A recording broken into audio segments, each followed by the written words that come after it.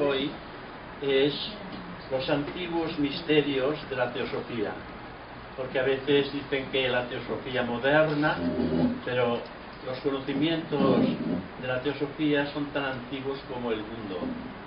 Por lo tanto, ya nuestros ancestros y toda antigüedad conocía lo que era la religión hermética, de donde han surgido todas las grandes religiones que existen. Pero no obstante, hay que decir que es extremadamente difícil, sobre todo a mi parecer, explicar la teosofía en nuestro mundo objetivo, porque la teosofía es sabiduría divina. Explicar la sabiduría divina en un mundo objetivo, que es esta sabiduría divina, es un mundo sin formas, es muy difícil explicar las cosas espirituales en un mundo de formas. Las estamos desvirtuando totalmente cuando hablamos de cosas esenciales o espirituales. No obstante, lo intentamos. Hacemos lo que podemos. Intentamos explicar lo que es la teosofía. Eso sí, con grandes carencias, a veces con diagramas, explicaciones, sujetos a nuestra comprensión de lo que consideramos eterno. Porque nadie de los que aquí estamos presentes conocemos lo eterno. Y no obstante, lo eterno lo llevamos dentro escondido. Está más cerca que nuestra propia fe, pero desconocemos lo que es lo eterno. Es intelectualmente incomprensible para describir con palabras lo inimaginable. No podemos llegar a expresar con palabras aquello que no tiene palabras para definirlo.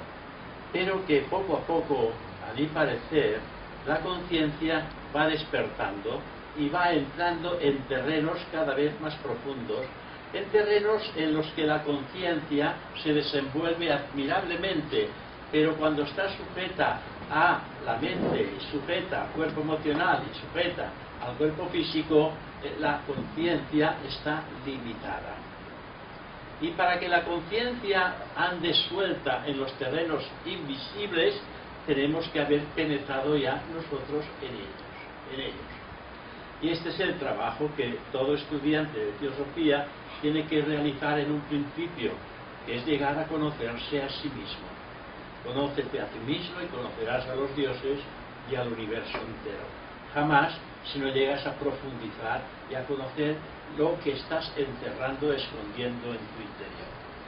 Lo que no tiene forma, nos dice la teosofía, no puede ser descrito en palabras, sino tan solo expresado en alegorías, únicamente comprendidas por quienes, pues aquellos que saben abrir su mente a la luz de la verdad.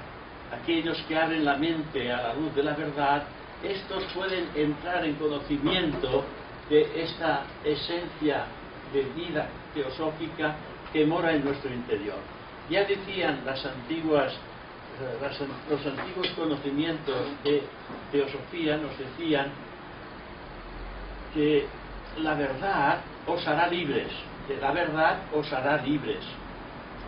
No hay nada más elevado que la verdad, dice, no hay religión más elevada que la verdad, nos dice la insignia teosófica. Entonces, hay otras que te dicen, sea la luz de la verdad la que ahora y siempre ilumine vuestros corazones. O sea, la verdad es la base fundamental de todo conocimiento, porque la verdad es la verdad misma. No se puede interpretar de ninguna otra manera como que la verdad única en sí misma. La verdad también une a los hombres en armonioso conjunto y su falsa interpretación origina discordias y males sin cuento. Cuando las cosas no son interpretadas correctamente, ocurren esos problemas. También se nos dice que más allá de la imaginación humana, en el insondable abismo del espacio inaccesible, está el ser en mayúsculas, el ser Brahman o Dios. Existe por sí mismo, eterno y resplandeciente en su gloria pura, en su más alta gloria. Su centro, se nos dice, es el descanso, la paz, y felicidad, y yo añado el silencio, cuyo corazón es el invisible fuego y cuyos rayos son la luz y la vida que llenan los ámbitos del universo y penetran también todas las formas que en su influjo viven y crecen. O sea que la esencia pura de lo eterno está en todas las cosas, fluye por todas partes para que el crecimiento y esplendor de la misma dé lugar a una visión clara y profunda de lo que es la vida. Al penetrar esa vida oculta de Brahman, al penetrar en el corazón de los animales, establece la sensación y la conciencia relativa, de modo que la forma pueda sentir, pensar, percibir y conocer lo que la rodea, provocando a su vez instintos y emociones en el animal. Al llegar a lo profundo del corazón humano, enciende el fuego divino en cuya lumbre ve el hombre la imagen del refulgente ser o Dios y lo reconoce en sí mismo, porque está más cerca que nuestra propia piel. Cuando el individuo penetra en el tabernáculo de la cueva etérica del corazón, ahí entra en contacto con la realidad del sí mismo, lo que siempre ha sido, es y será, porque es eterno, más allá de toda forma perecedera que pueden ser nuestras vidas personales. Estas quedan totalmente diluidas, porque solamente lo eterno es permanente. Pero el lenguaje humano es incapaz de percibir lo indescriptible, ni hay palabras cuya combinación conceptúe lo que la limitada mente no puede concebir. Nuestra mente es limitada. Hay una parte de la mente que es casi ilimitada, casi, pero nuestra conciencia hoy por hoy está trabajando con una mente limitada por el momento.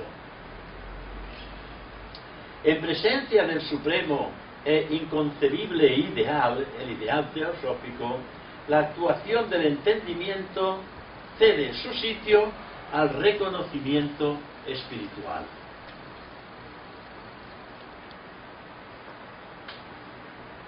Las cosas secretas son del absoluto. Son secretas porque no están vistas, ni se pueden presentar, ni se pueden dibujar, ni definir. Por lo tanto, las cosas secretas son del absoluto. Es decir, únicamente la sabiduría divina puede conocer lo divino. Únicamente la sabiduría divina puede conocer lo divino. La teosofía es sabiduría divina. Si nosotros profundizamos en la sabiduría divina, automáticamente nos llevará a una comprensión divina. Se despertarán esos estados de conciencia que están latentes, pero presentes en el corazón. La inteligencia es una función que, además del hombre, participan también algunos animales en forma instintiva, claro está.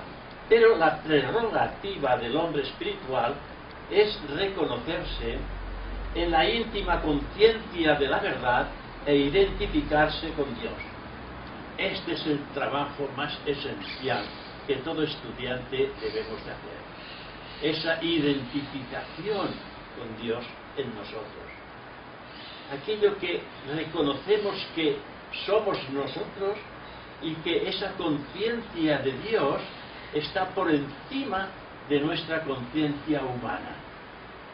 Cuando hablamos del yo, nos dirigimos a nuestra personalidad, pero el yo no es la personalidad. El yo en mayúsculas es el ser que hoy por hoy desconocemos. No nos lo han presentado. No hay la posibilidad de que alguien te presente al yo divino. Hay que decir que algunos de nosotros hemos pedido audiencia para poder entrar en el corazón divino y poder charlar y hablar con Dios, es decir, con el sí mismo. Hace unos 40 años, creo, aproximadamente, que pedí audiencia. Todavía no me han contestado. Este íntimo reconocimiento de la verdad, en mayúsculas, es la sabiduría divina o teosofía. Es importante la palabra teosofía. Teos, Dios, Sofía, sabiduría. Esta es la razón por la cual le llaman la sabiduría divina, o los hindúes le llaman Brahma Biblia. La eterna y universal fuente de todo cuanto existe está en el mágico poder que alcanza la creación de nuevos mundos. El conocimiento, precisamente, de ese mágico poder es lo que llaman la piedra filosofal, el elixir de vida o panacea universal, y la verdad es que solo el hombre puede hallarlo. No es algo físico a buscar, la piedra filosofal. No es algo físico de hallar, el elixir de vida. Esto es algo que está profundamente enraizado en la conciencia divina del ser. Por eso que solamente el hombre lo puede hallar en su corazón, no el animal, porque el animal se rige por energía, por instintos y también por supervivencia. El hombre en quien no se ha desarrollado, en el que no se ha desarrollado o despertado el divino principio, no es más que un hombre animal, un ser irracional, capaz de poderes mágicos o espirituales. No es capaz de ejercer poderes mágicos o espirituales, porque el hombre que conoce la ciencia positiva, las cosas del mundo, tal y como las podemos entender en su justa medida, carece de vida espiritual y por lo tanto carece de poderes espirituales.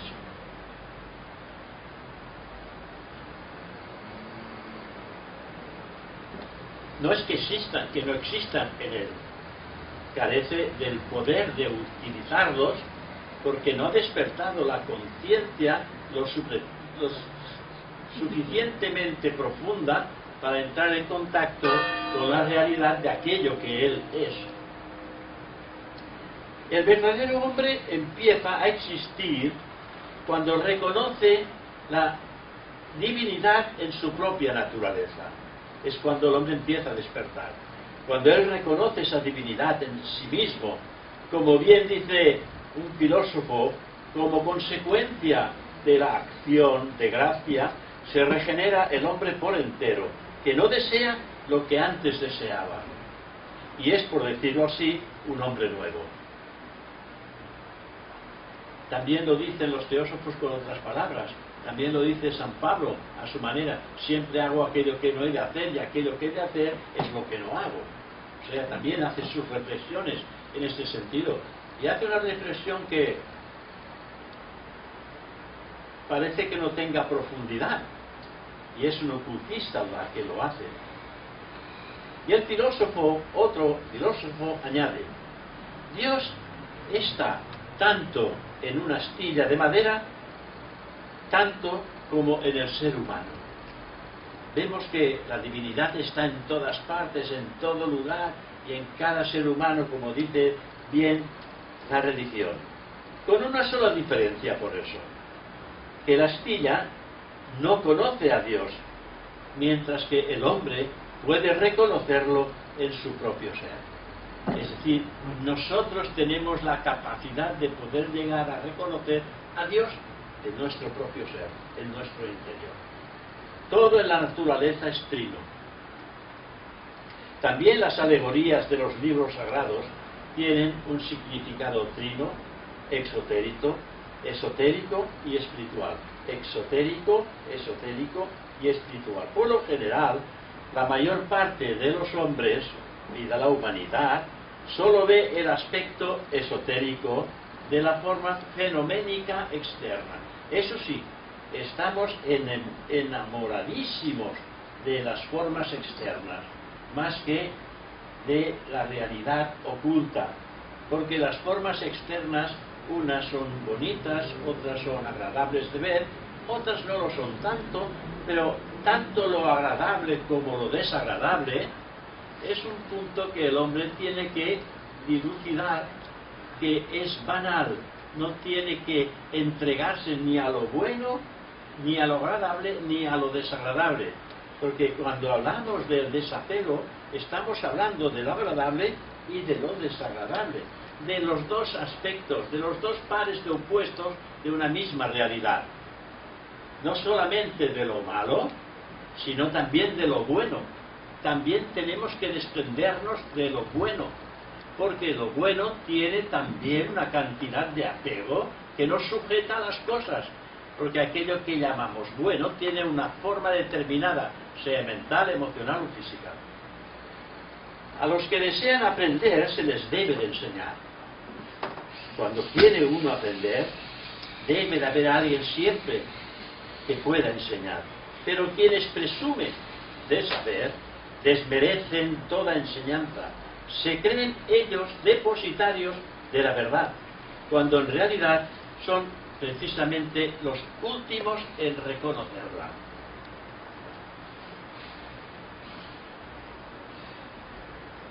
Para entrar en el sendero de la vida eterna, que es lo que todos queremos hacer, es indispensable incorporar en el carácter tres importantes requisitos. Primero, conocer. Dos, osar. Tercero, callar. Conocer, osar y callar. Esto es lo que tiene que hacer el estudiante. Conocer, osar, ser valiente y callar. No decir, estás equivocado, no, esto es así. Y callar. Morderse la lengua. Porque en el silencio hay reflexión. Y soltar la lengua hay discusión. No hay entendimiento. Entonces, conocer, adquirir el conocimiento, ser osado consigo mismo, entrar en lo profundo y callar. Guardar silencio.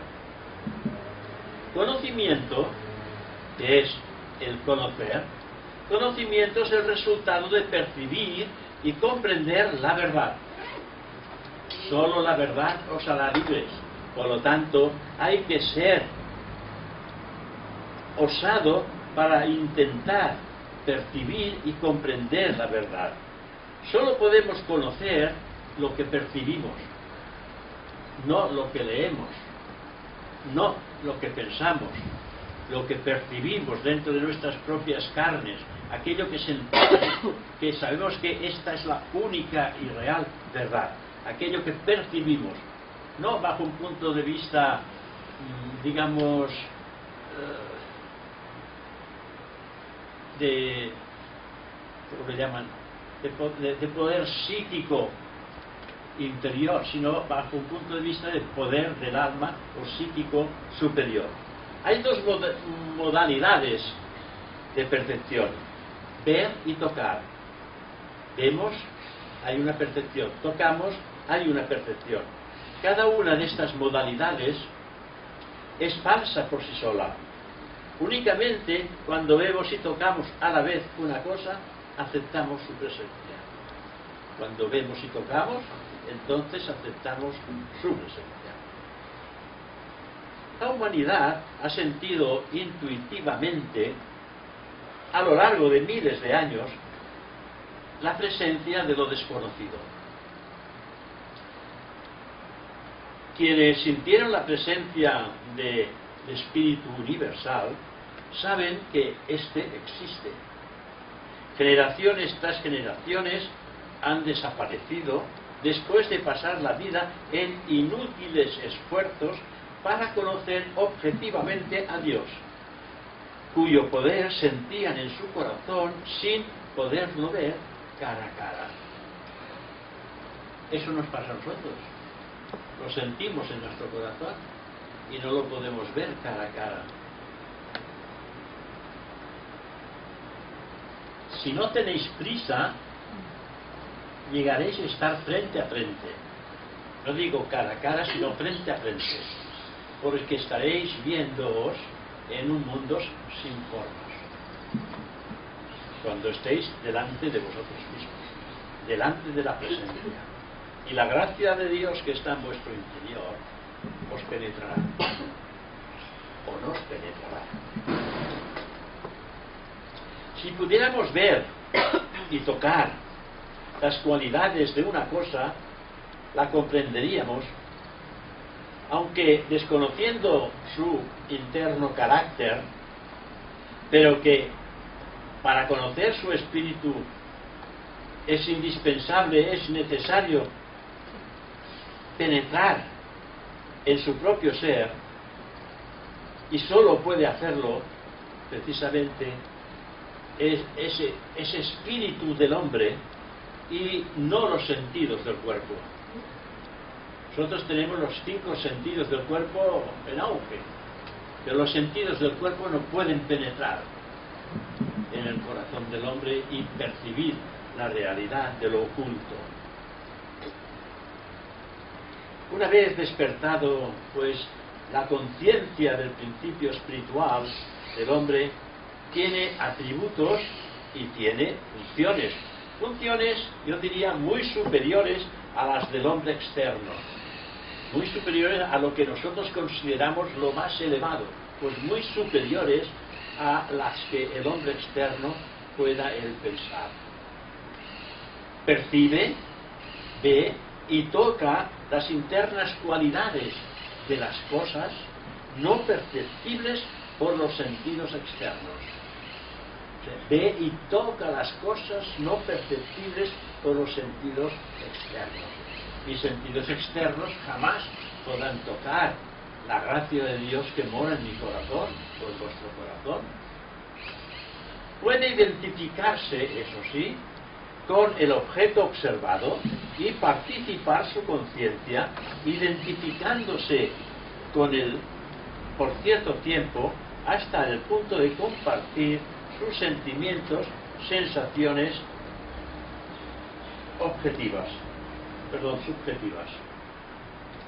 El que ama participa de los goces y penas de su amado y se siente uno con el espíritu de ella o de él, aunque esté separado de la forma, porque el poder del amor alcanza el estado divino, todo lo llena y del corazón sale para penetrar en el corazón, de corazón a corazón. No vemos nosotros las cosas tal como son, las vemos como las podamos imaginar, así las vemos. Quien desee conocer todas las cosas deberá de mirarlas con los ojos de la verdad, en mayúsculas.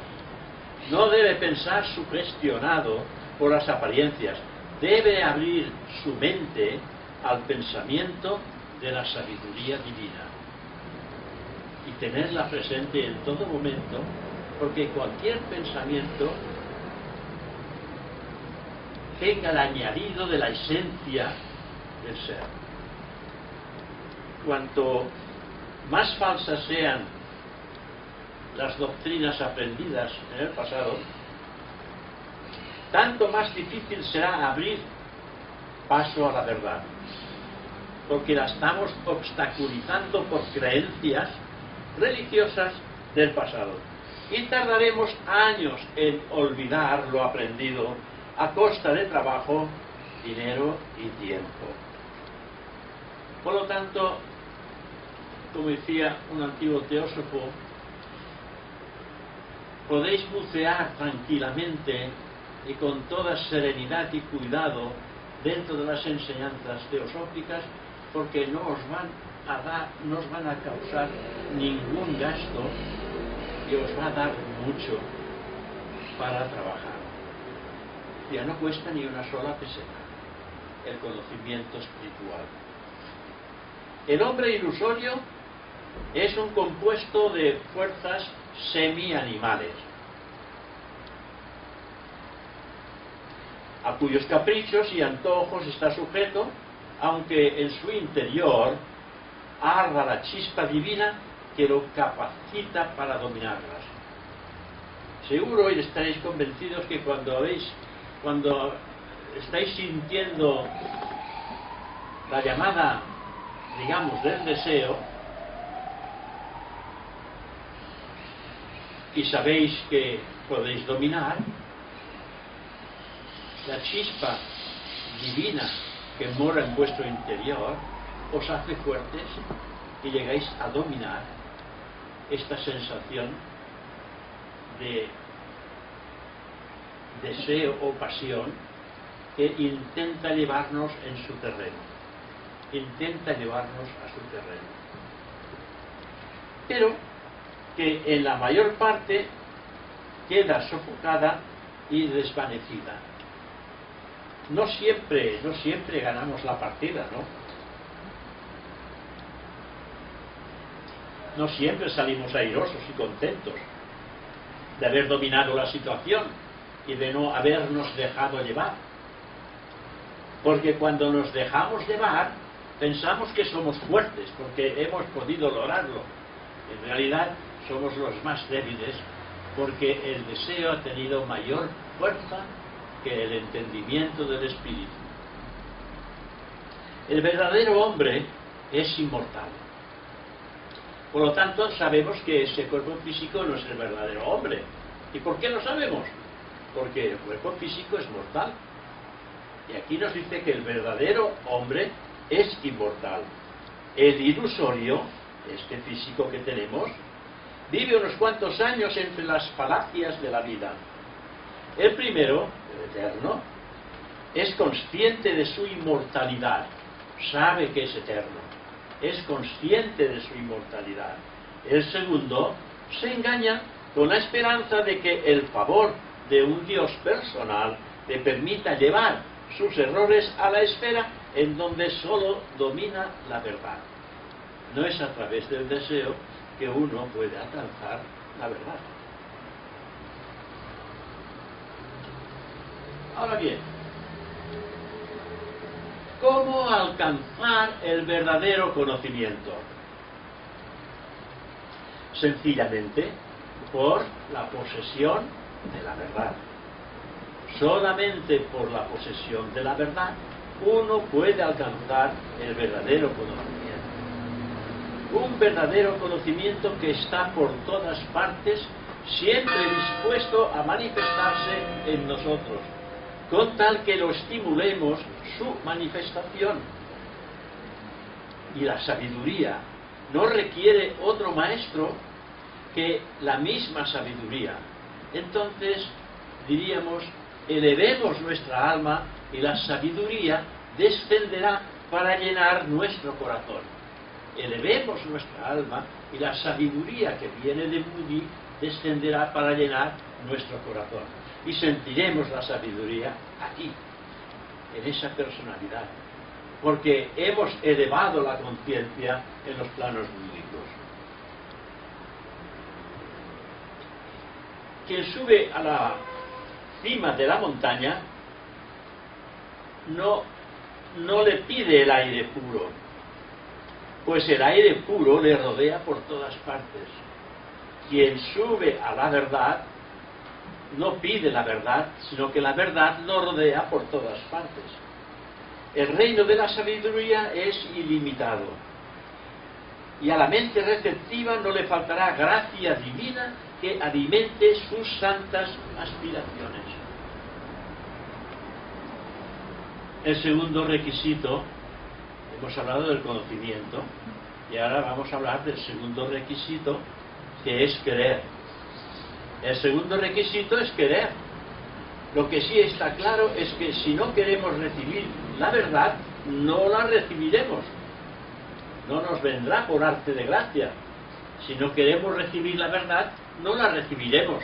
Si queremos recibir la verdad, la recibiremos. No inmediatamente, sino cumpliendo las disciplinas y condiciones que la teosofía pone a nuestro alcance para que cambiemos la polaridad de nuestros sentidos, hijos del carácter. Por lo tanto, la purificación del carácter. Aman las verdades agradables y les dan escalofríos las amargas. Nos gustan las alabanzas y la vanidad y están de acuerdo con la opinión corriente, pero las verdades desconocidas suelen recibirse con asombro, incluso rechazándolas con descreimiento. Porque tenemos la enseñanza que hemos recibido ya desde niños, una enseñanza que manipula el desenvolvimiento de la mente superior en el hombre. Los hombres se asustan de lo que no conocen. Y como no conocen la verdad, temen recibirla.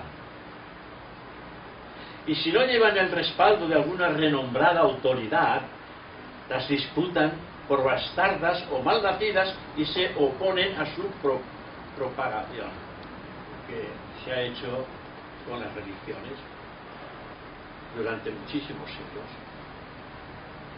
¿Cómo aprenderemos a amar la verdad? ¿Cómo aprenderemos a amar la verdad? Como es natural, aprendiendo a conocerla, como a los seres humanos. ¿Cómo la conoceremos? Aprendiendo a amarla. Es la única manera. El iluso generalmente exige pruebas positivas, pero el sabio no pide otro testimonio de la verdad que su propia revelación. Que la verdad se revele en el corazón. Solamente entonces él entenderá el contenido oculto que la verdad encierra. Y es oculto y encierra la verdad oculta porque no puede ser utilizada por el ser humano que no ha sido realizado. La pura especulación no es conocimiento, pues necesita ir acompañada de la experiencia. Los que dicen anhelan la verdad deben practicarla. Si la verdad no se practica, tampoco queda adherida al corazón, ya que la especulación sin práctica es una quimera que no da ningún tipo de resultado. También en el orden oculto, querer, que es la segunda parte de lo que estamos hablando, equivale a sentir, porque cuando la voluntad se mezcla con la conciencia espiritual, siente y percibe su objeto. Lo siente y lo percibe, porque está mezclado con esta conciencia espiritual. Conocer, querer y actuar son precisamente el último término idénticos, porque solo podemos conocer lo que experimentamos y sentimos. Lo que experimentamos y sentimos, que es realmente lo que estamos haciendo en esta encarnación y en todas las encarnaciones habidas y por haber. Conocemos a través de la experimentación.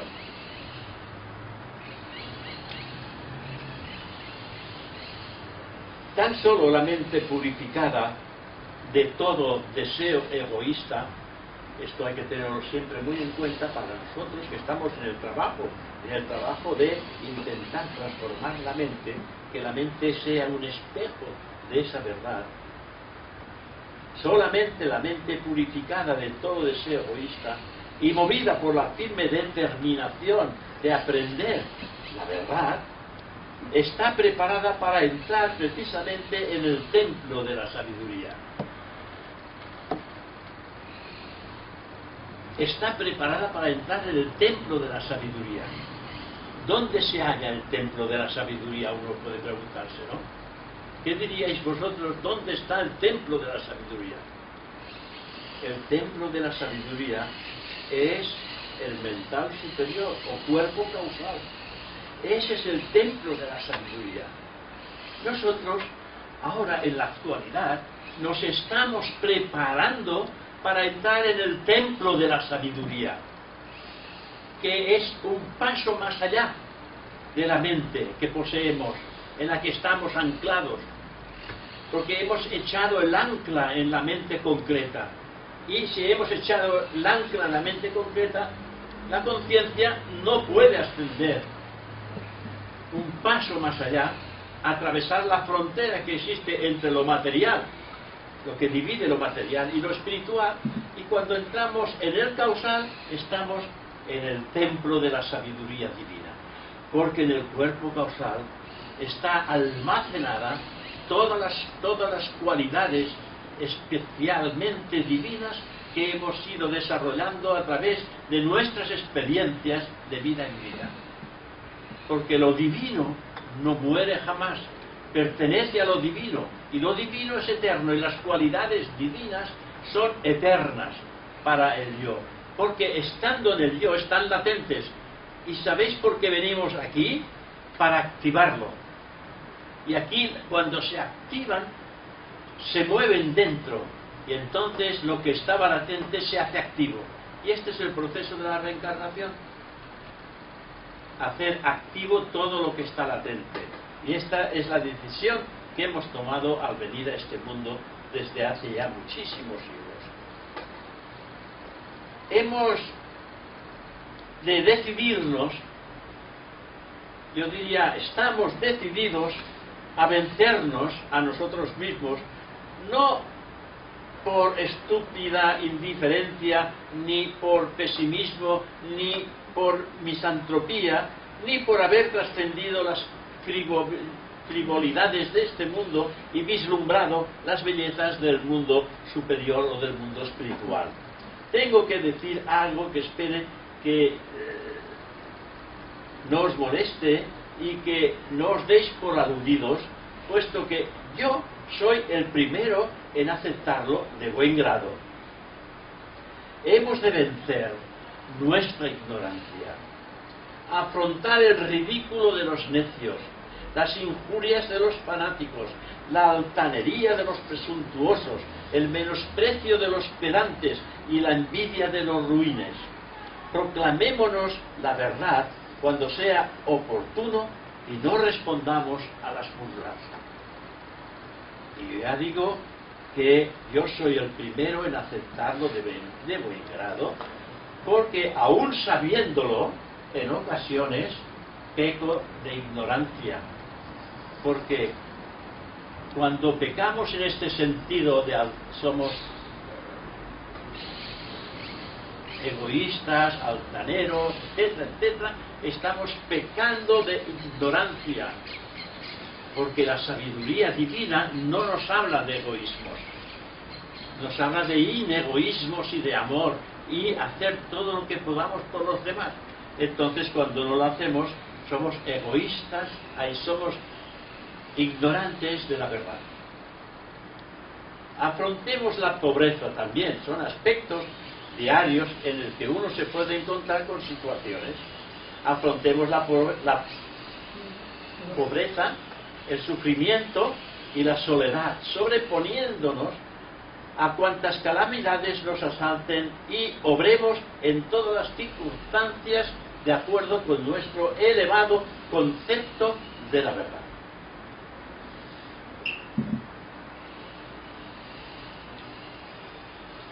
Considero que el patrimonio de la verdad es un concepto muy elevado que todavía no hemos comprendido.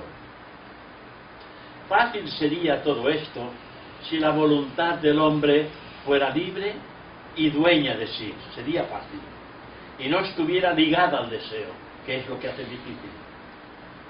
Pero la libertad del hombre es relativa, porque aunque tenga albedrío para obrar, siempre le mueve a ello la sabiduría interna.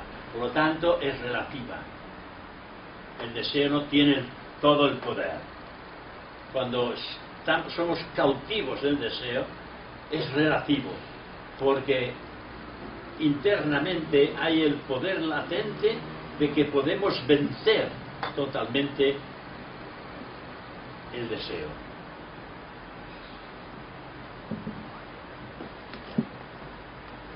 Pues el que sabe y conoce quiere lo que personalmente no desea. El que sabe y conoce quiere personalmente lo que no desea. Y rechaza los estímulos de su naturaleza inferior. La acción libera la voluntad y cada acto desinteresado robustece e intensifica. Solo hay una ley divina y una divina voluntad, la voluntad de la sabiduría divina. Quien se sujeta a la ley cumple precisamente con la voluntad de Dios. Y eso, un teósofo avanzado en el camino es lo que siente.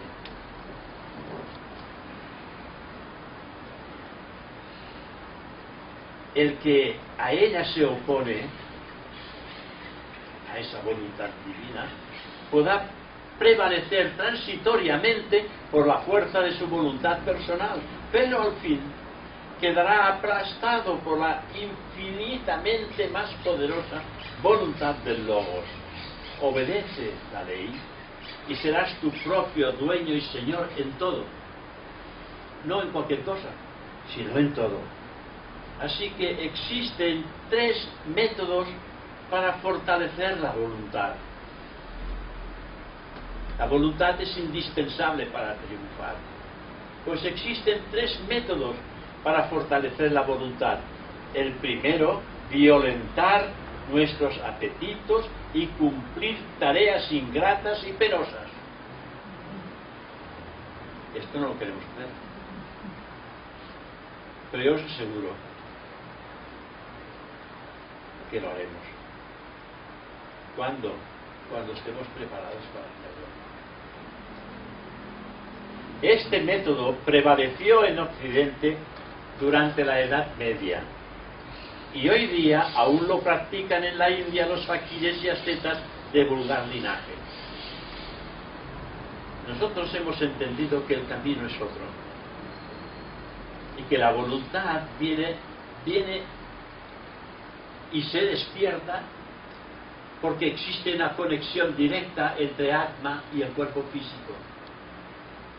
Y tenemos el conocimiento de toda la seguridad que la voluntad no es algo que está fuera de nuestro alcance, porque la voluntad es algo que está en nuestras manos. Y diréis, ¿cómo es posible? Yo no tengo la voluntad de hacer ciertas cosas. La voluntad está en tus manos, pero el deseo es más fuerte que la voluntad. Si utilizáramos el discernimiento, porque a los pies del maestro nos dice que lo primero que hay que hacer para practicar el desapego es utilizar el discernimiento.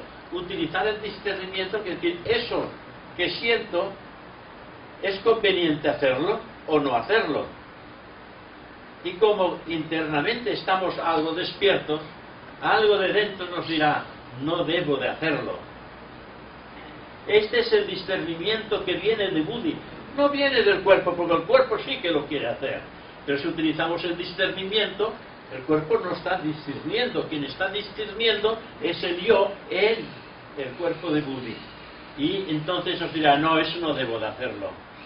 Y como la voluntad y el poder está en nuestras manos, porque Atma, ¿sabéis qué es Atma?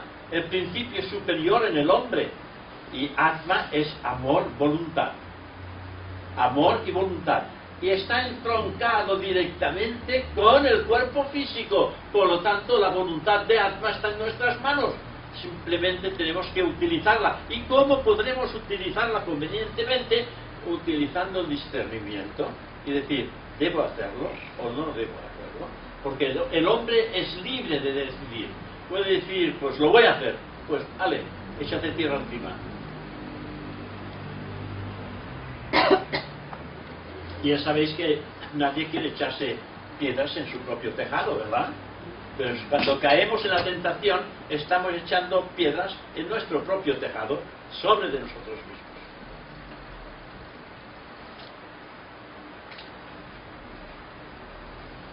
Con ese mismo método, las gentes predispuestas a la hechicería pueden fortalecer su voluntad, porque está en sus manos. Simplemente tiene que utilizarlo suficientemente para dominar a los elementales inferiores e influir telepáticamente en hombres y animales. Esta es la razón conveniente por la cual la voluntad y ciertas condiciones de tipo espiritual están latentes, dormidas en nuestro interior, porque no hemos despertado el suficiente conocimiento, porque estamos orbitando en la ignorancia espiritual y no hemos despertado suficiente inteligencia espiritual como para poder proceder inteligentemente utilizando unas energías que pertenecen al mundo superior. Esta es la razón por la que nosotros, estando en nosotros, no las podemos utilizar, porque todavía están dormidas. Y despertarán cuando realmente habremos tenido experiencias que despierten la cualidad pertinente de algo que hemos de trabajar. Y este algo lo podemos hacer seguramente en un principio dentro de nuestra familia, porque es lo único a través de lo que nos atreveremos a sacrificarnos nosotros por ellos. Nos sacrificamos por la familia, con el tiempo pues con el vecino, más adelante por el pueblo y más adelante por el mundo, pero hoy por hoy quizás nos sacrificamos por la familia, porque decimos primero yo, siempre yo, primero yo, después yo y siempre yo. Nosotros decimos primero es la familia, y si da lugar pues también lo disfrutaré yo. Pero uno es feliz cuando se sacrifica por la familia, por los hijos, por los padres, por los hermanos, todos, por el clan familiar. ¿Por qué? Porque el clan familiar nos ha recibido en su seno. ¿No habéis pensado en ello? A pesar que existan diferencias en la familia, el clan familiar nos ha recibido en su seno. Hemos entrado sin pedir permiso en el seno de una familia determinada, porque es la que necesitábamos en aquel momento, etcétera, etcétera. Eso está en la reencarnación y en el karma.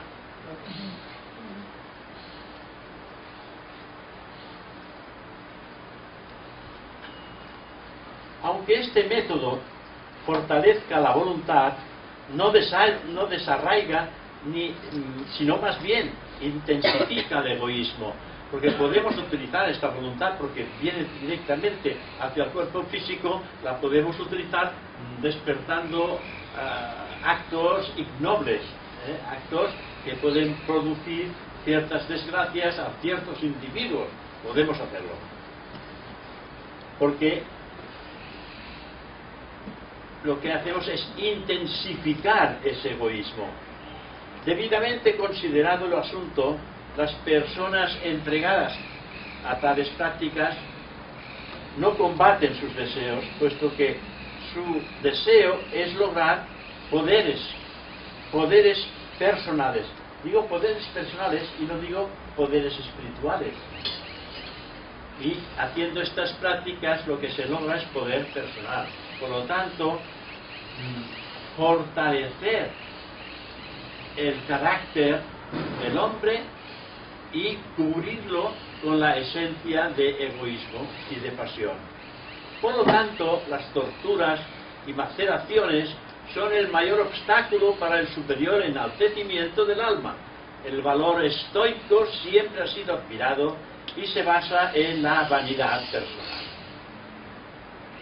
Ya el indio americano presume de su indiferencia en el dolor físico.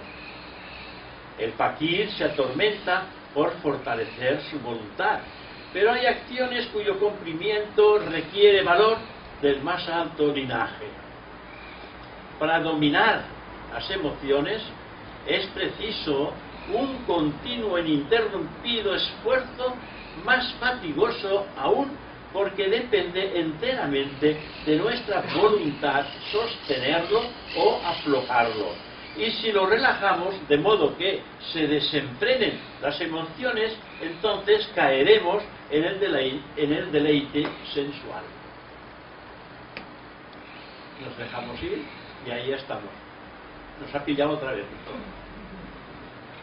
El segundo método se habla de reprimir nuestros pasionales deseos, reprimir nuestros pasionales deseos por temor a las dolorosas consecuencias que quebrantar la ley. Esta es la clase de moral corriente en el mundo, fundado no en el reconocimiento de la verdad, más bien en la cobardía que renuncia a un placer con la idea de disfrutar de otro mayor, pero igualmente egoísta. Porque no se trata de ir a buscar el contacto espiritual bajo un punto de vista egoísta, sino totalmente desinteresado. Que una mano no sepa lo que hace la mano derecha, que no sepa lo que hace la mano izquierda, que nadie se entere de lo que estamos haciendo, del trabajo que estamos realizando. Hacerlo siempre en el mayor sigilo y en el mayor silencio. Que esto es lo que se espera del recién iniciado. Al recién iniciado de primera iniciación se le despierta internamente el conocimiento de que debe de guardar en sí mismo lo que se llama la ley del sigilo. Se le despierta la ley del sigilo, que no es comunicar nada de lo que experimenta en el nuevo mundo en el que acaba de nacer, porque ha nacido, sí, espiritualmente. Y a ese ya sabéis que le llaman el dos veces nacido, porque ha nacido físicamente y ha nacido espiritualmente. Y ahí se le sellan los labios, porque no puede contar a nadie aquello que ha estado viviendo, porque aquellos no están preparados para poder comprender el significado de esa apertura de corazón y de conciencia que acaba de sucederle a este individuo. Pero no por casualidad, sino por mérito propio.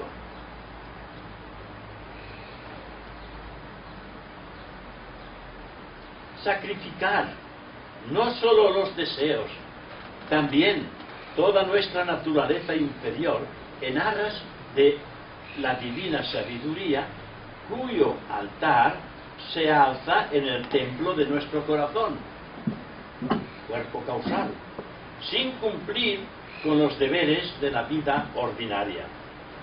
Si nos retiramos al íntimo santuario, quedarán fuera todos los deseos sin poder penetrar en el sagrado recinto.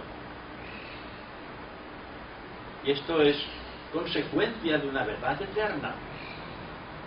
El sagrado recinto, que es la cueva etérica del corazón, donde existe la morada del alma, que la morada del alma es el cuerpo causal, y ahí no puede penetrar nada que sea nocivo, entonces es completamente comprensible que no puedan entrar deseos, porque yo diría que les está prohibido penetrar en el sagrado recinto. Les está prohibido penetrar en el cuerpo causal. Esta es la razón por la que nosotros, hoy por hoy, todavía no tenemos conciencia causal. Tenemos conciencia mental, pero no conciencia causal. En momentos determinados, cuando nos recogemos, cuando interiorizamos, cuando penetramos en nosotros mismos, estamos utilizando lo que se llama la energía interna. Y esa energía interna nos conduce hacia la profundidad de nuestro corazón.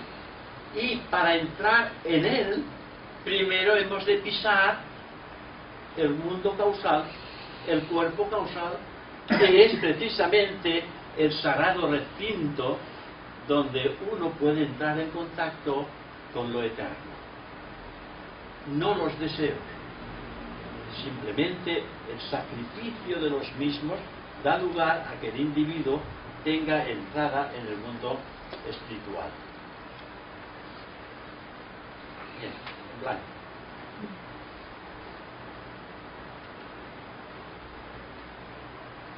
Se necesita extraordinario valor para obrar en toda circunstancia con obediencia a la ley.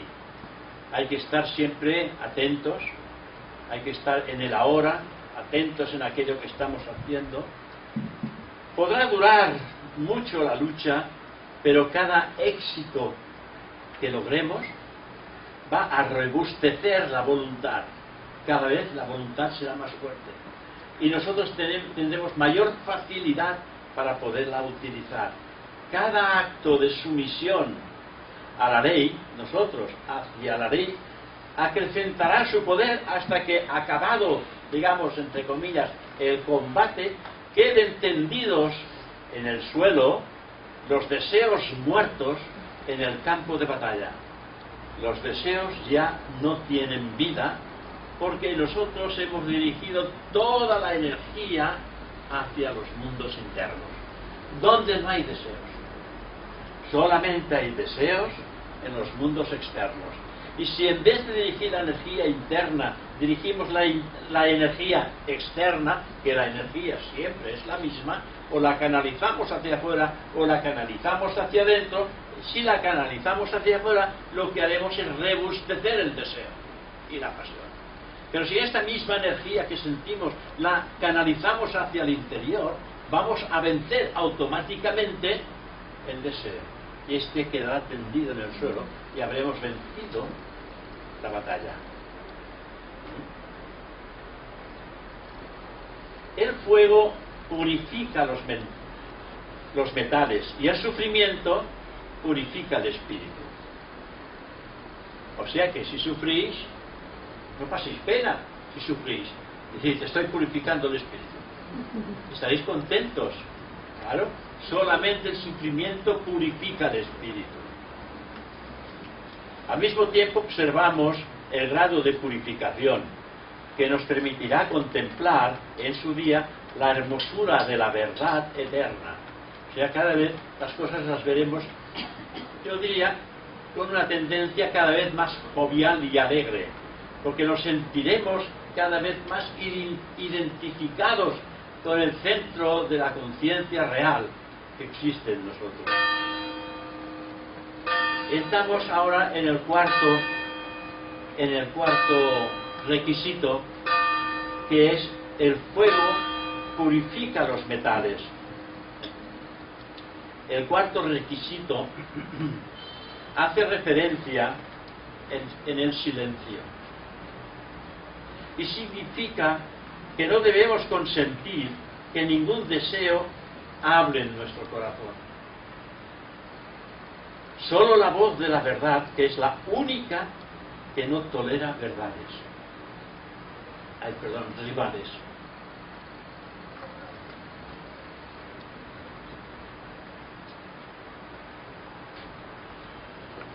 Quien elige la sabiduría por esposa o esposo, quien elige la sabiduría por esposa o esposo espiritual, ha de entregarse a ella o a él en todo corazón y revestirla con la pureza de su afecto y adornarla con el oro de su amor, porque la sabiduría es modesta y no se adorna a sí misma, espera que su amante, la teósofa o teósofo, estudiante, la adorne.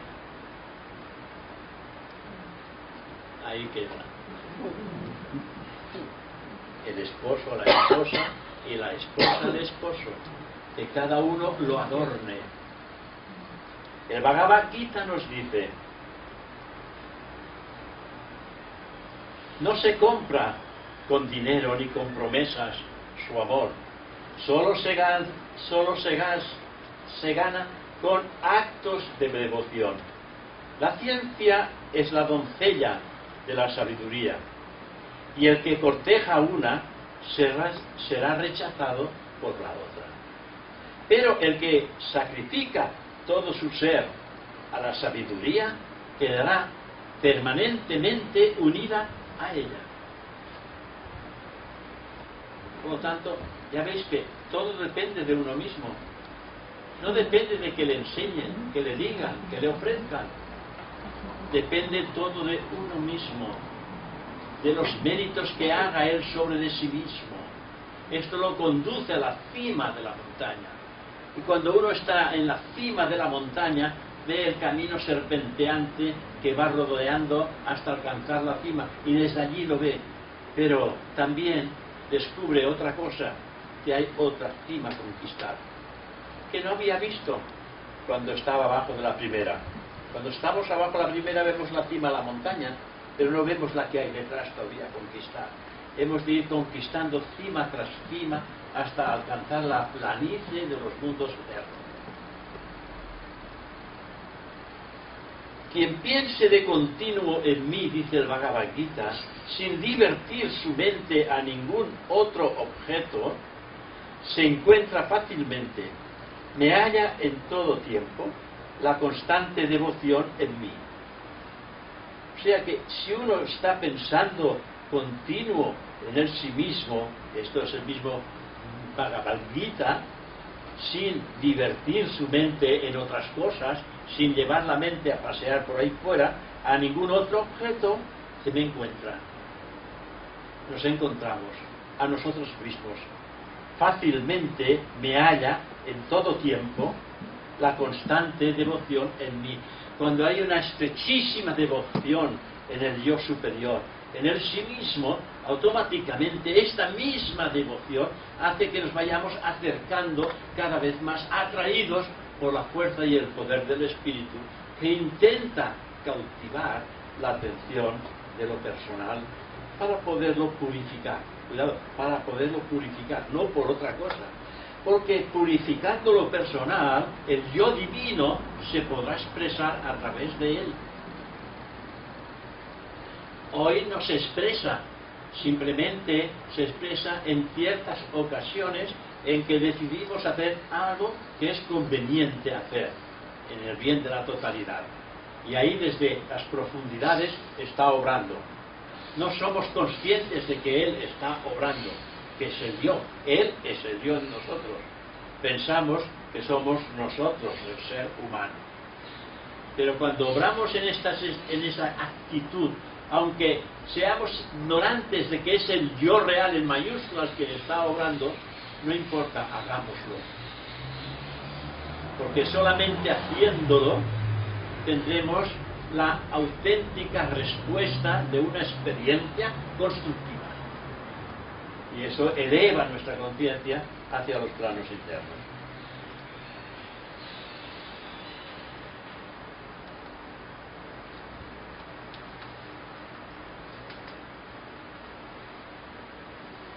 Lo hacemos un poquitín más largo hoy que otros días. Tenemos tiempo, son las 6:10.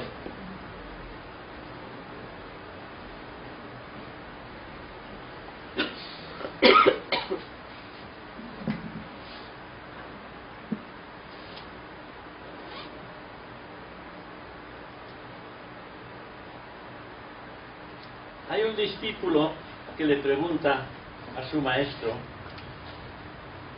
¿cómo alcanzaré la vida superior en que pueda ver y oír al Supremo? El discípulo le pregunta al maestro.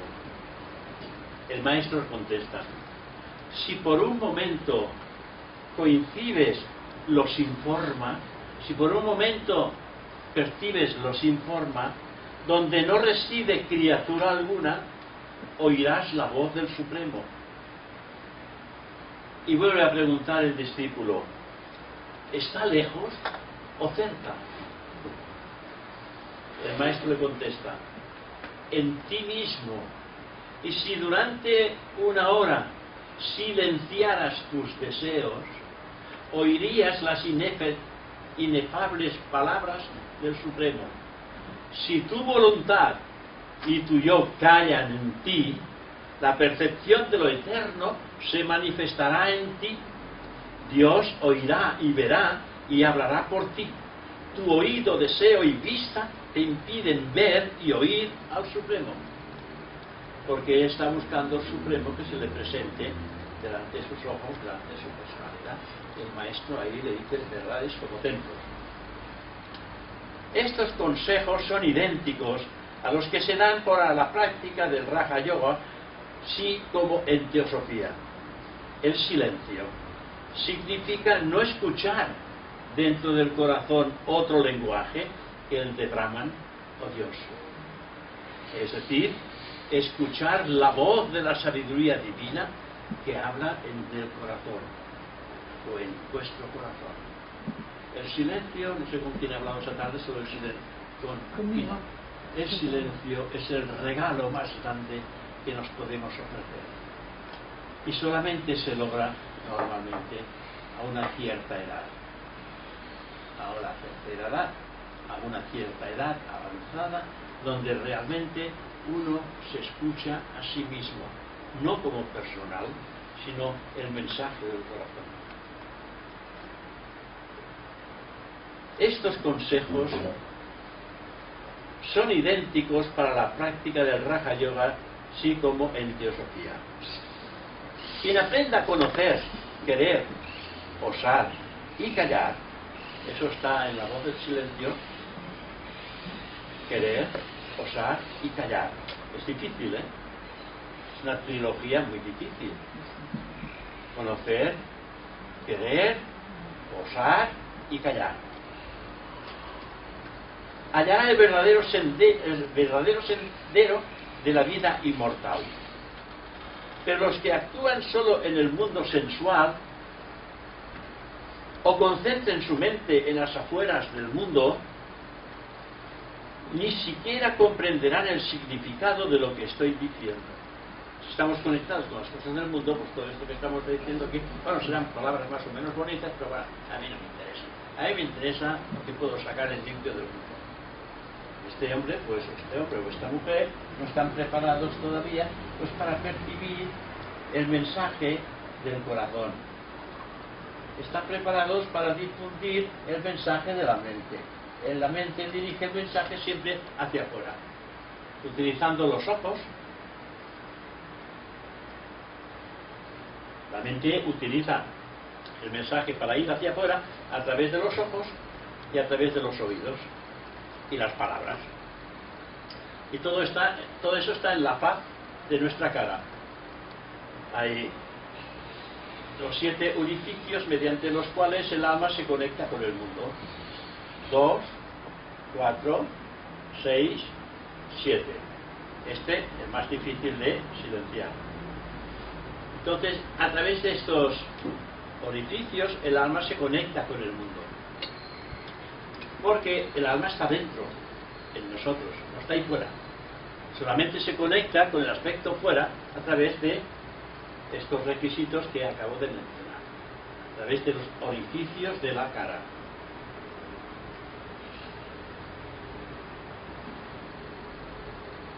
También la literatura teosófica da varios consejos respecto a la práctica del silencio y de la meditación.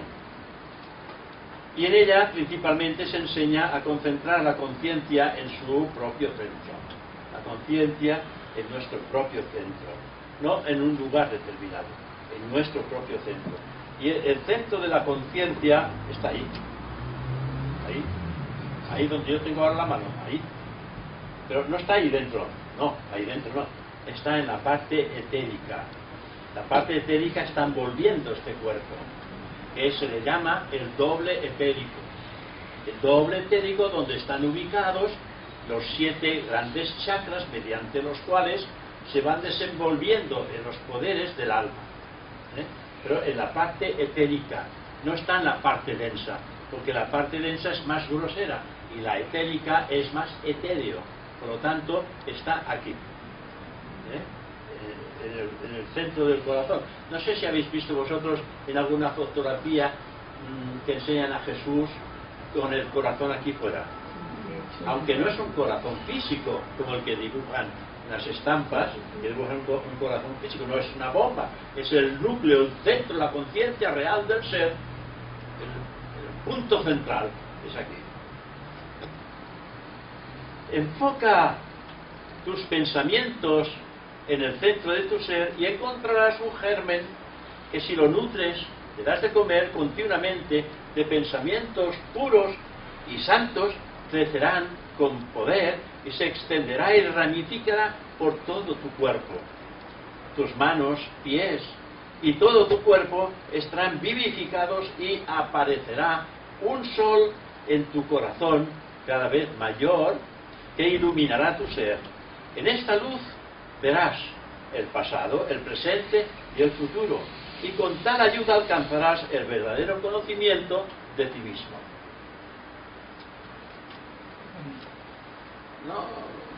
No es suficiente cuando cerramos los ojos y entramos en meditación profunda ver algunos que otros colores, porque esto es lo que pasa. Surgen en todas las personas, surgen estos colores. No es ver esto, sino es entrar en conciencia despierta en tu propio centro, el centro de la conciencia del ser, que es el corazón. El hombre es una creación mental que penetra en el océano de mente. Si su alma está en perfecta acuerdo con la verdad, se unirá con ella. Así que quien esté unido a la verdad se reconocerá en el espejo de todas las manifestaciones externas de la verdad. Pensad que el supremo poder mágico de la naturaleza es precisamente la sabiduría que emerge de la trínica unión entre la inteligencia, la voluntad y la ley. Este es el supremo ideal del estudiante de teosofía, así como el mayor poder del alma. Es hablar con palabras de sabiduría, y el mayor poder de la personalidad es concretar estas palabras en acciones. No siempre concretamos en acciones ciertos pensamientos que acuden a nuestra mente. No siempre. La naturaleza es el divino lenguaje en que la mente universal expresa sus ideas. Y será capaz de interpretarlo la mente individual, desarrollada a tal punto de perfección que sirva precisamente de instrumento a la suprema inteligencia. Se me ocurre aquella frase tan hermosa. Dicen que el ser humano es la forma más perfecta que la naturaleza ofrece a la vida. No al ser humano, que la naturaleza ofrece a la vida. La vida es sinónimo de espíritu. Por lo tanto, el ser humano es la forma más perfecta que la naturaleza divina ofrece a la vida, para que la vida se experimente a través de esta forma y logre la plena iluminación. Eso es lo que nos da a entender.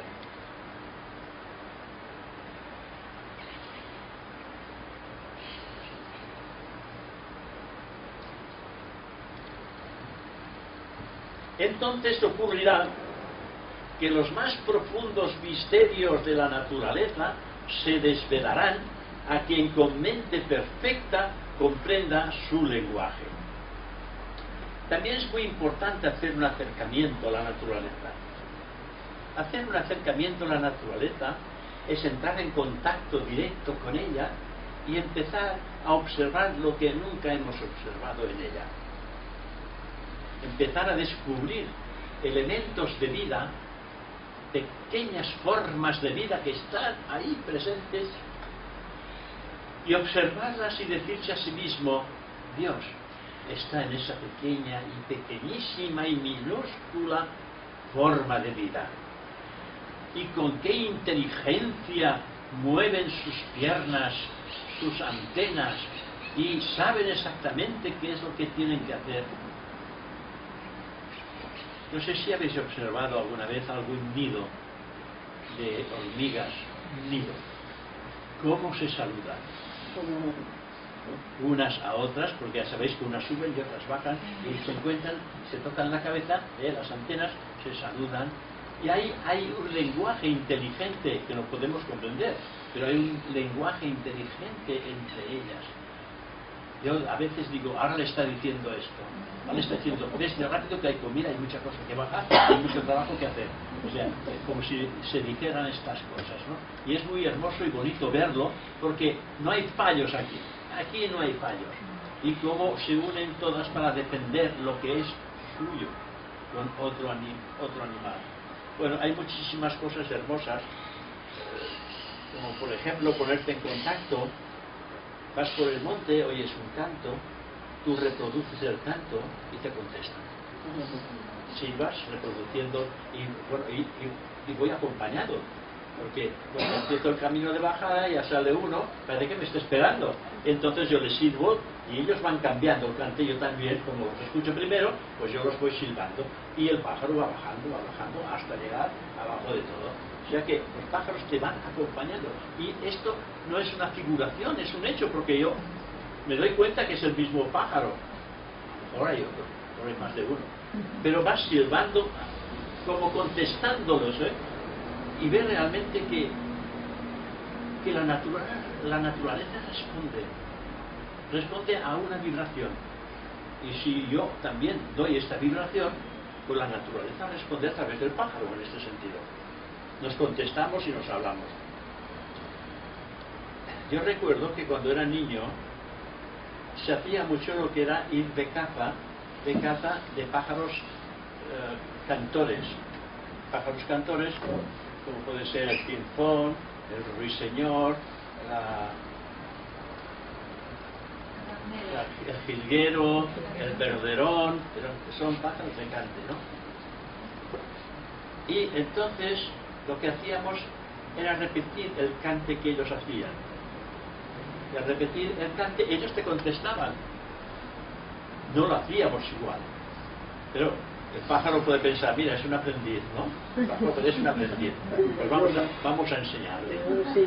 Y entonces nos enseñan, ¿no? O sea, son pájaros cantores y no sé por qué lo decía ahora esto. Bueno, pues igual. Ibais a cazarlos. Cuando erais pequeños, que ibais al campo a cazar pájaros, cantores, decías. Sí, bueno, aprendiendo estos cantes de los animales como lo cantan. Ya sabéis, por ejemplo, el ruiseñor no es un pájaro de no es un pájaro de jaula. El ruiseñor tiene unos cantes extraordinarios, los habéis oído. Bien, ahora están cantando, porque vienen a pasar el verano aquí. El ruiseñor es un pajarito pequeñito, color marroncillo y tal.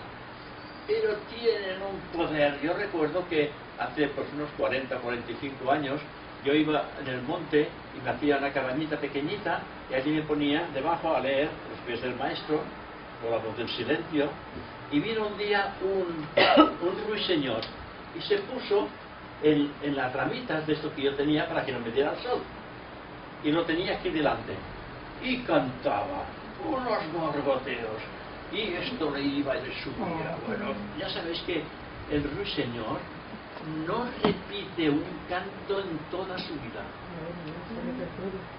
Es el único pájaro que nunca repite el mismo cante. Así como los otros tienen una relación de cantes que cuando lo terminan vuelven a empezar nuevamente. El ruiseñor no, el ruiseñor siempre da un cante distinto. Pero era una gozada ver esto. Bueno, he dicho esto porque a mí me gusta mucho la naturaleza y bueno, pues he querido hacer partícipe de esto. Bueno,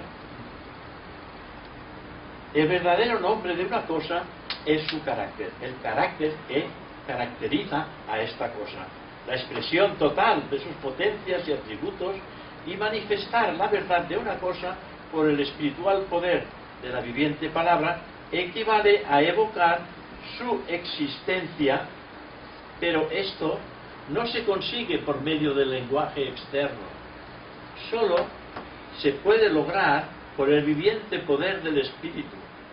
Hay un genuino lenguaje interno con símbolos naturales inteligibles para todos. Este lenguaje interno es el antecedente del lenguaje externo. Su origen es la radiación de la primera causa, la unidad que entrefunde a todos los hombres. Si la irradiación del rayo supremo existiera en todos los hombres, en su primaria pureza, todos entenderíamos el mismo lenguaje. Todos los teósofos anhelamos poseer un lenguaje universal que exprese la armonía del alma con la naturaleza de todas las cosas. Pero mientras haya distintos caracteres nacionales y discordancia entre nosotros, ello será imposible. Hay una trina expresión de la esencia divina, una palabra física, una mental y otra divina. La primera es el lenguaje de la naturaleza.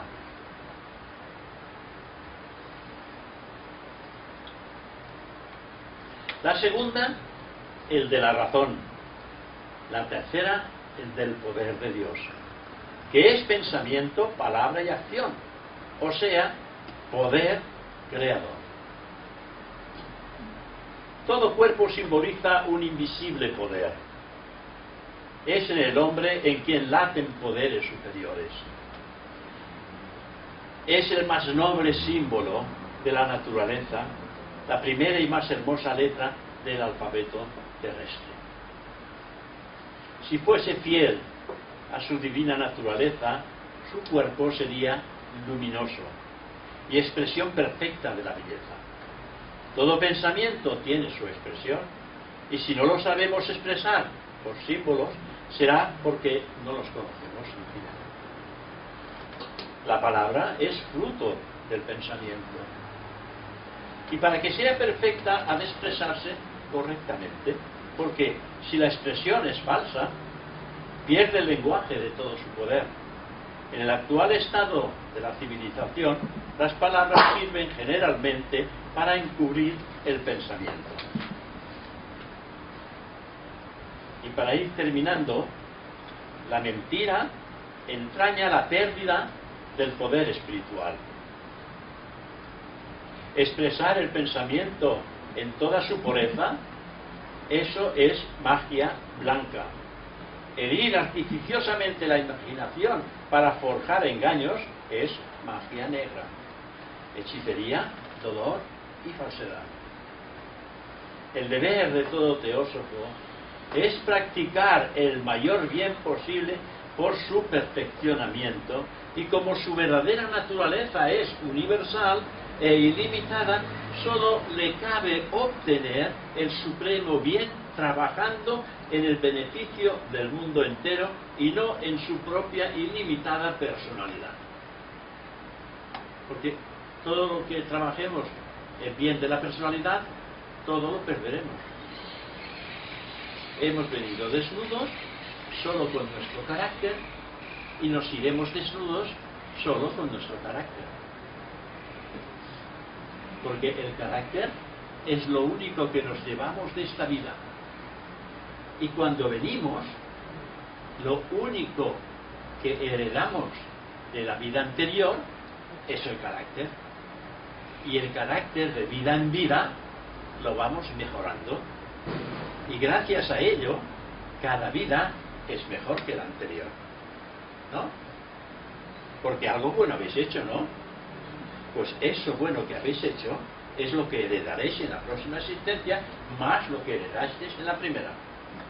Vosotros y yo. De manera que iremos refinando nuestra naturaleza y la luz de la divina sabiduría iluminará nuestro interior. Pero si vivimos apegados al yo personal, atraeremos precisamente los principios materiales ininteligibles de la naturaleza, y su constitución se irá degradando y será incapaz, o seremos incapaces, de alzarnos a la verdadera luz, porque con imperfecciones nunca alcanzaremos la verdadera luz. Solamente la luz puede entrar en contacto con la luz, Solo el espíritu puede entrar en contacto con el espíritu. La materia nunca entra en contacto con el espíritu. Por eso que hay una frontera y una división. Lo que es material para el mundo material. Lo que es espiritual para el mundo espiritual. El espíritu no desciende a la materia, sino es a través de la vivificación de las formas con las que podemos contemplar, no solamente en la materia, sino en las formas humanas que aquí encontramos. Porque vuestro cuerpo es un aspecto fenoménico de la naturaleza, que Dios ha entrado en él, y es por esta razón que tiene vida. Si la vida de Dios se retira de esta forma, porque después de todo el cuerpo físico es una forma, la más perfecta, dice la naturaleza, pero no deja de ser una forma. Y como que es una forma y tiene principio, tiene fin. Como que nace, muere. Por lo tanto, es como cualquier otro fenómeno de la naturaleza. Y esto a veces nos molesta que nos digan, es que finalmente tu personalidad es un aspecto fenoménico de la naturaleza. Y esto a veces puede doler a las personas, pero es que es normal. ¿Qué es un fenómeno? Algo que aparece y desaparece, algo que nace y que muere, algo que tiene principio y que tiene fin. Esto es un aspecto fenoménico de la naturaleza. Pero hay una parte en nuestro interior que esto no tiene principio y no tiene fin. No nace ni muere, es eterno. Porque lo eterno no nace ni muere, ni tiene principio ni tiene fin. Y nosotros, el deber nuestro es alcanzar la conciencia real de lo eterno. Y esto lo alcanzaremos en el momento que lleguemos a conocernos a nosotros mismos, y será respaldado por una augusta ceremonia de la primera gran iniciación. Y la primera gran iniciación es cuando se reciben ciertos secretos. Y ciertas recomendaciones. Una de ellas, lo que antes hemos dicho. El sigilo que sella los labios. En esto Pitágoras lo enseñaba a sus discípulos. A sus discípulos se les exigía 7 años de silencio. Pero no de silencio verbal, silencio mental, emocional y físico. Porque el silencio no son ruidos. El silencio está ahí.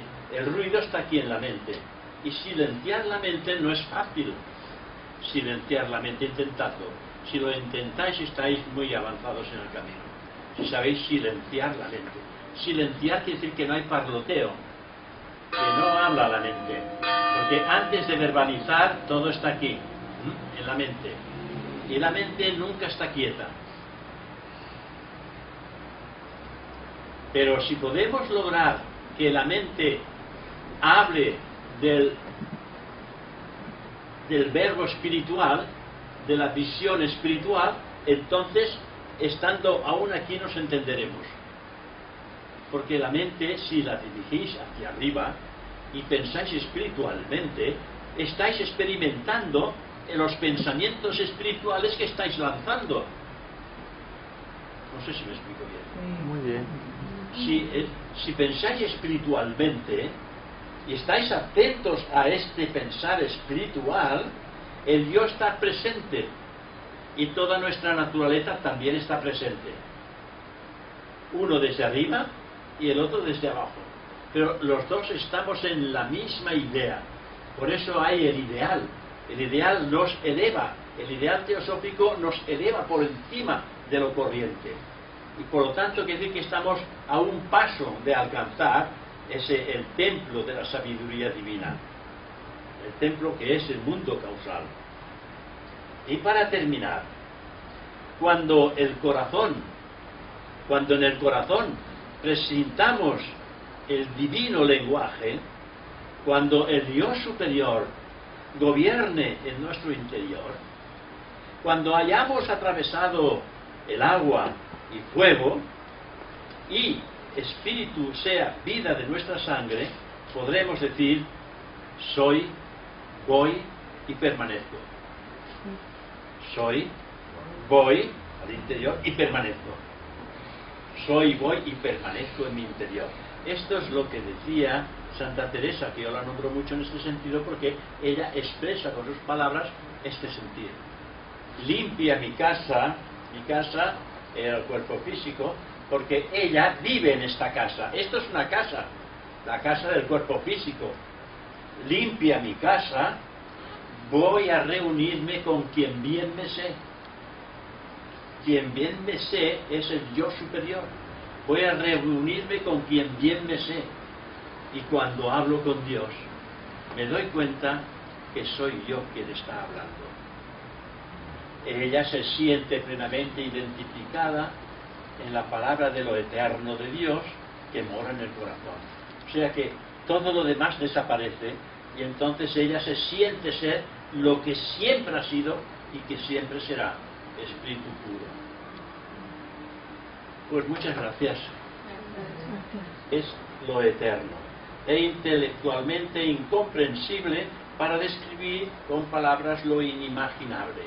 No podemos llegar a expresar con palabras aquello que no tiene palabras para definirlo, pero que poco a poco, a mi parecer, la conciencia va despertando y va entrando en terrenos cada vez más profundos, en terrenos en los que la conciencia se desenvuelve admirablemente, pero cuando está sujeta a la mente, y sujeta al cuerpo emocional y sujeta al cuerpo físico, la conciencia está limitada. Y para que la conciencia ande suelta en los terrenos invisibles, tenemos que haber penetrado ya nosotros en ellos. Y este es el trabajo que todo estudiante de teosofía tiene que realizar en un principio, que es llegar a conocerse a sí mismo. Conócete a ti mismo y conocerás a los dioses y al universo entero. Jamás si no llegas a profundizar y a conocer lo que estás enterrando, escondiendo en tu interior. Lo que no tiene forma, nos dice la teosofía, no puede ser descrito en palabras, sino tan solo expresado en alegorías, únicamente comprendidas por quienes, pues aquellos que saben abrir su mente a la luz de la verdad. Aquellos que abren la mente a la luz de la verdad, estos pueden entrar en conocimiento de esta esencia de vida teosófica que mora en nuestro interior. Ya decían los antiguos conocimientos de teosofía,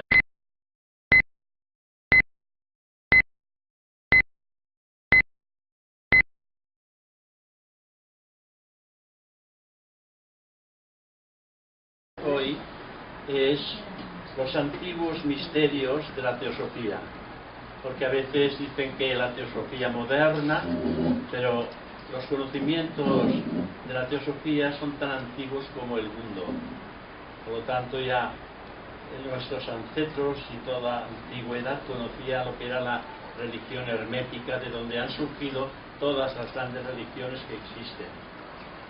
Pero no obstante, hay que decir que es extremadamente difícil, sobre todo a mi parecer, explicar la teosofía en nuestro mundo objetivo, porque la teosofía es sabiduría divina.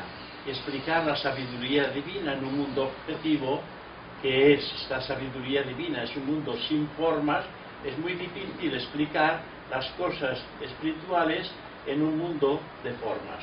Las estamos desvirtuando totalmente cuando hablamos de cosas esenciales o espirituales. No obstante, lo intentamos. Hacemos lo que podemos. Intentamos explicar lo que es la teosofía. Eso sí, con grandes carencias, a veces con diagramas, explicaciones, sujetos a nuestra comprensión de lo que consideramos eterno. Porque nadie de los que aquí estamos presentes conocemos lo eterno. Y no obstante, lo eterno lo llevamos dentro escondido. Está más cerca que nuestra propia fe, pero desconocemos lo que es lo indescriptible, ni hay palabras cuya combinación conceptúe lo que la limitada mente no puede concebir. Nuestra mente es limitada. Hay una parte de la mente que es casi ilimitada, casi. Pero nuestra conciencia hoy por hoy está trabajando con una mente limitada por el momento. En presencia del supremo e inconcebible ideal, el ideal teosófico, la actuación del entendimiento cede su sitio al reconocimiento espiritual.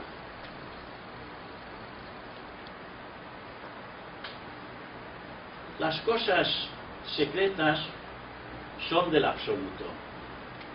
Son secretas porque no están vistas, ni se pueden presentar, ni se pueden dibujar, ni definir. Por lo tanto, las cosas secretas son del absoluto. Es decir, únicamente la sabiduría divina puede conocer lo divino. Únicamente la sabiduría divina puede conocer lo divino. La teosofía es sabiduría divina. Si nosotros profundizamos en la sabiduría divina, automáticamente nos llevará a una comprensión divina. Se despertarán esos estados de conciencia que están latentes, pero presentes en el corazón.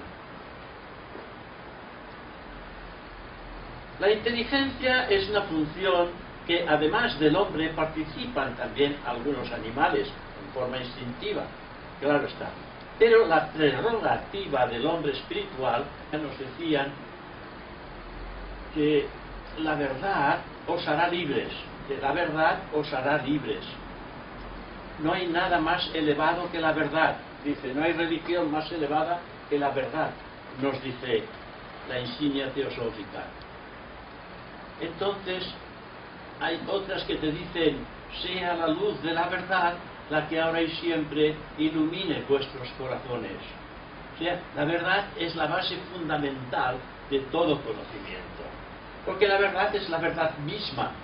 No se puede interpretar de ninguna otra manera como que la verdad única en sí misma. La verdad también une a los hombres en armonioso conjunto y su falsa interpretación origina discordias y males sin cuento. Cuando las cosas no son interpretadas correctamente, ocurren esos problemas.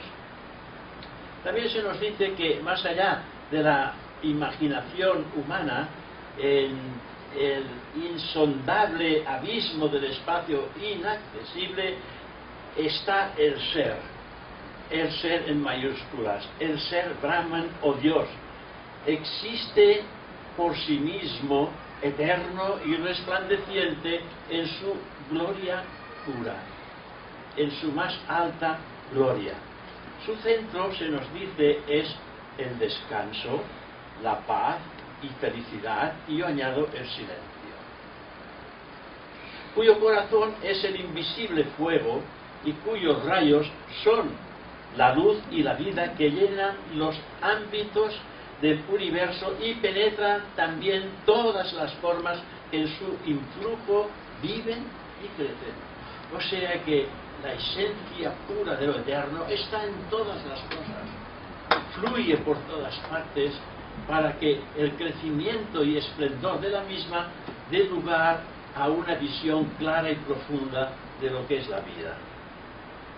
Al penetrar esa vida oculta de Brahman, al penetrar en el corazón de los animales, establece la sensación y la conciencia relativa, de modo que la forma pueda sentir, pensar, percibir y conocer lo que la rodea, provocando a su vez instintos y emociones en el animal. Al llegar a lo profundo del corazón humano, enciende el fuego divino en cuya lumbre ve el hombre la imagen del refulgente ser o Dios y lo reconoce en sí mismo, porque está más cerca que nuestra propia piel. Cuando el individuo penetra en el tabernáculo de la cueva etérica del corazón, ahí entra en contacto con la realidad del sí mismo, lo que siempre ha sido, es y será, porque es eterno, más allá de toda forma perecedera que pueden ser nuestras vidas personales. Estas quedan totalmente diluidas, porque solamente lo eterno es permanente. Pero el lenguaje humano es incapaz de percibir